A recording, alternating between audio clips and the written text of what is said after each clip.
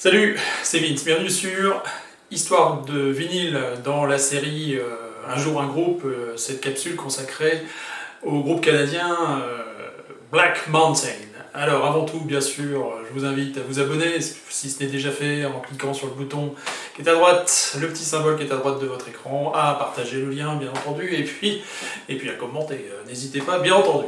Alors, Black Mountain c'est le groupe de Stephen McBean et Joshua Wells au départ, initialement, disons, parce que ce duo-là, donc le batteur et le guitariste Steve McBean, qui sont originaires de Vancouver au Canada, eh bien œuvraient au sein du groupe Jerk with a Bomb, qui ont fait 3 albums. Ils vont s'adjoindre les services d'une chanteuse, par ailleurs tout à fait excellente, qui est Amber Weber, d'un bassiste bien sûr qui est Matthew Camirand, et puis un organiste qui va jouer un rôle important au fur et à mesure de l'existence du groupe, qui est Jeremy Schmidt. Ce line-up là que je viens de vous donner, il est actif sur les 3 premiers albums, et puis après, bon bah voilà, les changements de personnel, ça arrive.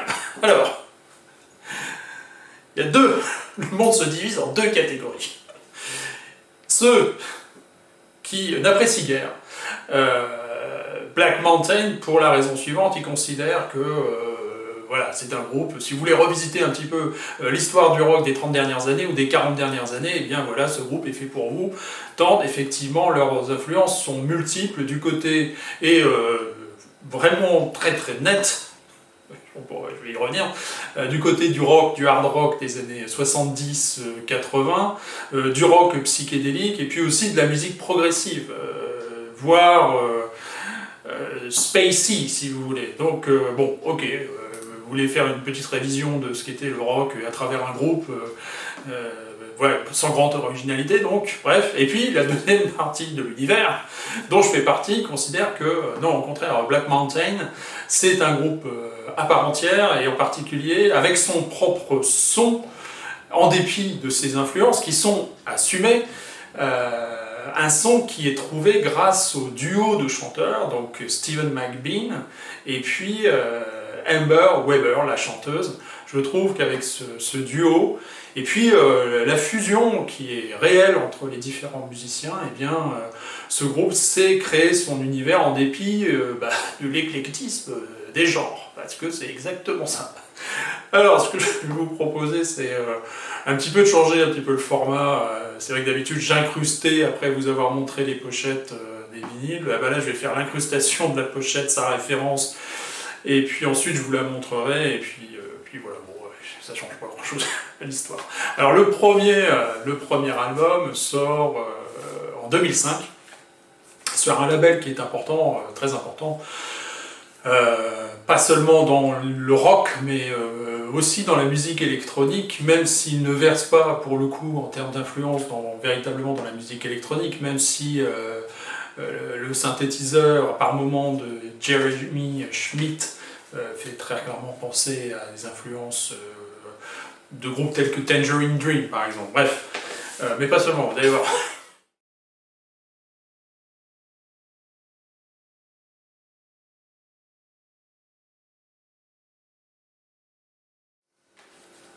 Ce premier album, ici, qui paraît en 2005, alors moi j'ai ici la réédition de 2015. Alors, elle a un intérêt, cette réédition de 2015, c'est qu'en fait elle propose le premier album, bien entendu, qui est sorti en 2005, et puis aussi le EP, qui est sorti juste à la fin de l'année 2005, après la sortie de l'album, donc avec des titres inédits, et en plus là, sur le deuxième album de cette édition, vous avez d'autres titres inédits, je vais y revenir. Alors, l'éclectisme et les influences, alors allons-y. Alors je vais quand même pas toujours essayer pour chaque morceau de dire ah bah ça fait penser à ça. Je vous invite à faire votre propre voilà, ah oui, ça fait, oui, d'accord, ok, bon, vous-même. Ici, vous allez trouver les influences très très nettes du Velvet Underground, par exemple, même de Neil Young par moment, y compris dans la voix de Steve McBean, mais aussi de groupes comme Deep Purple, comme Led Zeppelin, comme Rush par exemple, enfin bref, et Black Sabbath. Voilà. Donc l'éclectisme assumé. Alors, il ne faut pas se laisser tromper par le premier morceau, Modern Music, dans lequel il est dit Can't stand your modern music. Et en quelque sorte, le morceau, c'est une espèce de condensé de la musique un petit peu pop des années 2000, voilà, pop rock des années 2000-2005. Et ben, voilà. Non. Clairement, ce qu'ils veulent nous dire, c'est on va pas faire ça. Et effectivement, la suite de l'album, ça n'a effectivement strictement rien à voir avec ce premier morceau, qui est pourtant voilà, qui est catchy, hein, c'est-à-dire que voilà, il est facile d'accès, plutôt voilà, plutôt sympa, plutôt dansant, plutôt bref. Alors la suite, c'est plutôt très très sombre, à l'image de la pochette de l'album. Donc vous avez parmi les titres, très certainement les plus remarquables, vous avez un titre qui est clairement à coloration psychédélique, rock psychédélique, mais quand je dis rock psychédélique, je ne parle pas de rock néo-psychédélique, mais vraiment dans l'influence des groupes de rock psychédélique des années 60, côté états-unien, en particulier un autre groupe qu'à mon avis Stephen McBean a beaucoup écouté, c'est Blue Cheer, c'est Juggernaut, qui est un superbe morceau. Parmi les autres titres remarquables, alors je ne vais pas passer l'intégralité des titres en revue, mais vous avez un titre qui est Satisfaction par exemple, et ben justement qui est dit Can't Get No Satisfaction, donc c'est une évocation peut-être assez lointaine du titre des Rolling Stones, mais bref, voilà, vous avez du hard rock, vous avez du rock psychédélique, effectivement, avec une caractéristique de Stephen McBean, le guitariste, c'est effectivement de reprendre des riffs de guitare, souvent, ou en tout cas d'avoir des riffs de guitare qui évoquent très clairement des groupes de hard rock des années 70 et 80, dont les groupes que j'ai évoqués tout à l'heure. Donc superbe premier album. Et puis, sur cette édition que je viens d'évoquer, bien sûr, vous avez, qui reprend la pochette du EP qui sort à la fin 2005, qui est Juggernaut, justement, donc avec ce titre psyché. Et là, vous avez les titres du EP original. Donc, il y a Bicycle Man, par exemple. Il y a aussi il y a Juggernaut. Et puis, donc, Bicycle Man, c'était sur un 45 tours, a priori un split 45 tours avec le groupe Destroyer, donc des amis de Stephen McBean. Vous avez une reprise de Satisfaction, mais contrairement au EP original, ici c'est une version, un enregistrement live à la radio qui est speedé, version très garage et donc assez fantastique. Si je regarde, il y a un titre qui est très stoogien, le titre m'échappe, et c'est Behind the Fall, voilà encore une autre influence du groupe. Bref, superbe double album, et particulièrement intéressant en raison effectivement de la présence de ce EP étendu auquel a été adjoint plusieurs morceaux inédits, tout à fait passionnants, dont un titre composé à l'époque de Jerk with a Bomb, qui est Black Mountain, et qui donnera son nom bien sûr au groupe, absolument indispensable selon moi que ce premier album du groupe.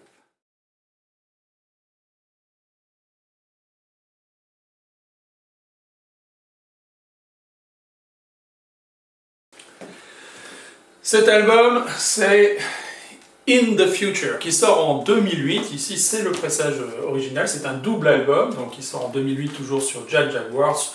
Alors, en passant déjà des superbes pochettes, pochettes très très épaisses, superbes gravures, enfin bref, magnifique. Alors ici, vous allez retrouver un petit peu le même éclectisme que sur l'album précédent, avec des colorations et des références assumées complètement à Led Zeppelin, à Black Sabbath. Alors peut-être que certains d'entre vous qui sont des amateurs de ces groupes vont se dire non, je vais pas les voir, je vais pas aller écouter un groupe comme ça qui. Si. Moi je pense que, encore une fois, il faut dépasser ce côté-là. C'est une musique qui pour moi, c'est du Black Mountain. La voix de Stephen McBean, elle est unique, hein, et donc vous pouvez pas vous louper, même si encore une fois, je me répète, mais avec ses influences assumé. Donc vous avez des titres assez remarquables, l'influence en particulier de Jeremy Schmidt du côté de l'orgue de Deep Purple, vous l'avez sur un titre qui s'appelle Stormy High, par exemple. Sur Tyrants, vous avez un petit passage à la flûte qui fait clairement penser à Stairway to Heaven, à la flûte de Stairway to Heaven, donc de Led Zeppelin bien entendu. Bref, et puis vous avez sur cet album eh bien une influence prog qui est évidente sur les titres les plus longs. Vous avez des titres qui font plus de 6, 8, 9 minutes, jusqu'à un titre qui fait quand même 17 minutes. Donc là, vous êtes dans un univers, hein, vous avez compris que entre des titres courts, vous allez passer des plages beaucoup plus longues. Donc il y a Wukan, par exemple, et puis celui qui est le plus prog, pour moi un petit peu soporifique, c'est Bright Lights, qui dure 17 minutes quand même, donc avec des nappes effectivement d'orgue, une ambiance très éthérée, spatiale, bref, quelque chose qui sera pratiquement toujours présent dans l'histoire, dans la production du groupe, dirons-nous. Nightwalks, alors là c'est quasiment le dernier titre, hein, sur la 4e phase. Là vous êtes carrément dans un morceau qui doit faire 9-10 minutes, c'est du New Age, quoi. Voilà, c'est très planant, très cool, avec la voix très éthérée de Amber Weber. Bref, à part ça, vous avez Evil Ways par exemple, c'est un titre, c'est du heavy psychédélique, quoi. C'est vraiment, vous avez compris, encore une fois, des styles très variés, c'est très éclectique, mais c'est tout à fait passionnant. Il faut savoir que cet album avait été sélectionné à l'époque, en 2008 ou 2009, à l'équivalent des victoires de la musique au Canada. Je crois que c'est le Polaris Music Prize. Voilà, donc super, vraiment. Certains amateurs de Black Mountain considèrent que c'est le meilleur album. Il faut savoir que parallèlement à Black Mountain, dès 2005-2006, Stephen McBean va avoir un autre groupe qui est Pink Mountain Tops, où là il a abordé des styles qui sont plus du côté de la country, mais pas uniquement, indie, et ce groupe a perduré avec des collaborateurs extrêmement différents, jusqu'à le dernier album sorti en 2022, c'est Peacock Pool, qui est très très bien, qui est aussi, encore une fois, très très éclectique. Bref, un autre groupe à aller explorer si vous aimez Steve McBean, c'est bien Pink Mountain Tops. Voilà.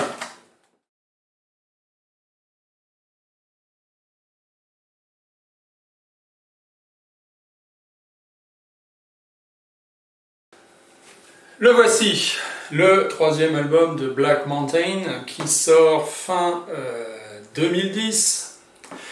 Cet album de Black Mountain, cette fois-ci vous n'avez plus, c'est un album simple déjà, et puis vous n'avez plus effectivement ces longues plages de plus de 10 minutes, hein, comme Bright Lights que j'ai évoqué sur l'album précédent. Non, ici vous avez des albums, des titres très courts. Il faut savoir qu'ils vont s'entourer ici de 2 producteurs, et qui expliquent un petit peu les différences de style et de production des morceaux sur cet album. Vous avez Randall Dunn, qui est connu puisqu'il a été producteur des albums de Metal Doom, de Doom Metal de Boris et de Sun Ho. Il faudrait que j'y vienne. Sun Ho, quand même, c'est un groupe que j'aime beaucoup. Bon. Et puis l'autre producteur, c'est Dave Sardy, qui lui a produit des albums d'Oasis et des Rolling Stones. Excusez du peu, quand même. Bon, bref. Alors, ce qui fait aussi qu'ils enregistrent dans 2 villes différentes. Ils vont enregistrer une partie de l'album à Londres, pour certains des titres, et puis une autre partie à Los Angeles. Précisément en raison des lieux de résidence, entre guillemets, des 2 producteurs. Alors vous allez retrouver les influences que j'évoquais tout à l'heure, mais il y a quelque chose de plus cohérent, de plus soudé, entre les musiciens et puis dans les différents styles, même si vous allez retrouver encore une fois cette influence des groupes de rock et de hard rock des années 70-80 en particulier. Il y a quelque chose qui est évident, c'est sur le premier morceau, c'est Hair Song, où là il y a une référence, c'est pas dissimulé, une référence assumée à Cashmere de de Led Zeppelin, bien entendu. Bref, je cherche des titres, effectivement, Roller Coaster, Buried by the Blues, voilà, vous avez une sorte de boogie, bref. C'est tout à fait fantastique. La Amber Weber prend une place plus importante au sein du groupe et elle a, voilà, ce qui fait encore une fois le son tout à fait unique de Black Mountain sur cet album. Alors, il se trouve qu'à la suite de cet album, le bassiste va partir, Matthew Cameron, et donc il ne va plus rester de la formation initiale que les 4 que j'ai évoqués. Bien sûr, il va être remplacé par un autre bassiste. Bref.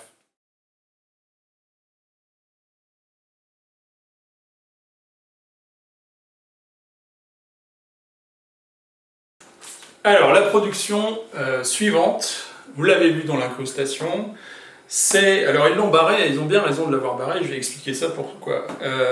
Donc, ce sont des titres qui ont été enregistrés et qui vont apparaître dans la bande originale d'un film qui est Year Zero.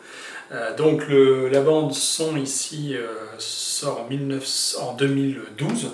Alors, ils ont barré effectivement...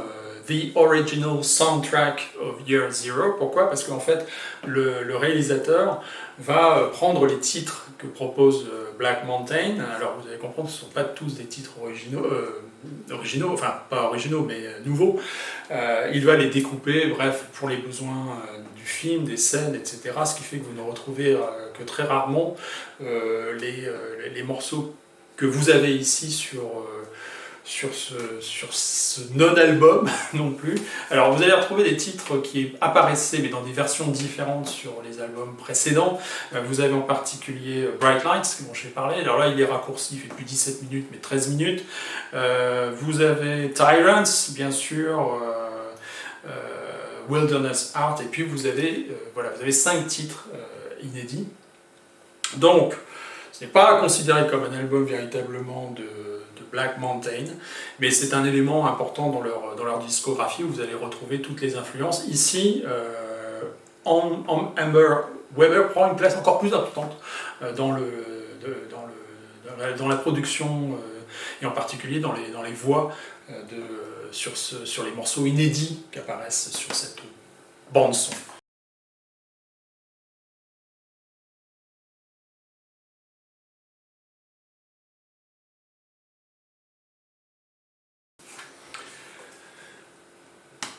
Il va falloir attendre un petit moment, effectivement, avant d'avoir un nouvel album de Black Mountain. Le dernier album studio, véritablement, était sorti en 2010, c'était Wilderness Heart. Ici, celui-ci sort en 2016. Vous avez compris, il y a eu le petit interlude de cette fausse bande-son. Pochette très surréaliste, réalisée par Jeremy Schmidt, justement, qui est pas sans évoquer certaines pochettes de d'Hypnosis, ou en particulier de Pink Floyd, période Wish You Were Here. Bref, et justement, ce n'est pas tout à fait pour rien, en quelque sorte. Alors là, cet album, il se divise clairement en 2 parties. Ils ont modernisé le son, Jeremy Schmidt, l'organiste claviériste, va clairement adopter plutôt que l'orgue, je caricature, Farfisa si vous voulez, cette fois-ci les synthétiseurs, donc c'est un son qui est modernisé. Et donc vous avez 2 parties, c'est un double album, première galette des titres relativement courts, voilà, qui donnent un petit peu l'impression que Black Mountain veut se créer son propre son, enfin. Donc vous avez, si vous voulez trouver les accroches, si vous voulez, avec des riffs de guitare dans tel ou tel album de tel groupe de rock des années 70, ça va être un petit peu plus compliqué ici. Par contre, sur la deuxième galette, vous avez des titres, c'est de la musique progressive, spatiale, éthérée, qui est pas sans évoquer certains moments, bien sûr, de Tangerine Dream, ou même parfois de Hawkwind dans ces moments les plus cosmiques, si vous voulez. Donc vous y êtes complètement, donc il y a clairement 2 parties sur cet album. À noter quand même que sur le premier titre, Mother of the Sun, vous avez un solo de Stephen McBean, qui n'est pas sans évoquer les solis à peu près à la même période, là vous êtes en 2016, de Joe Bonamassa, en particulier dans le super groupe Black Country Reunion. Alors aussi, donc autre titre emblématique, eh bien c'est Space to Bakersfield, effectivement, où, donc là c'est quelque chose d'une ambiance vraiment très très progressive sur la 4e phase, avec une nappe de synthétiseur, véritablement, space rock cosmique, et puis à un moment donné, vous avez la fin de ce morceau, par un solo de guitare de Stephen McBean, qui n'est pas sans évoquer le Maggot Brain, le solo d'Eddie Hazel, bien sûr, de Funkadelic sur le titre Maggot Brain, voilà, solo mémorable. Et là, il y a les accents, voilà, cette évocation est pour moi très très claire. J'avais dit que je ne ferais pas trop d'évocation des références du groupe, mais là quand même, c'est assez magique, ça fonctionne très très bien. Voilà, pour l'avant-dernier album de Black Mountain.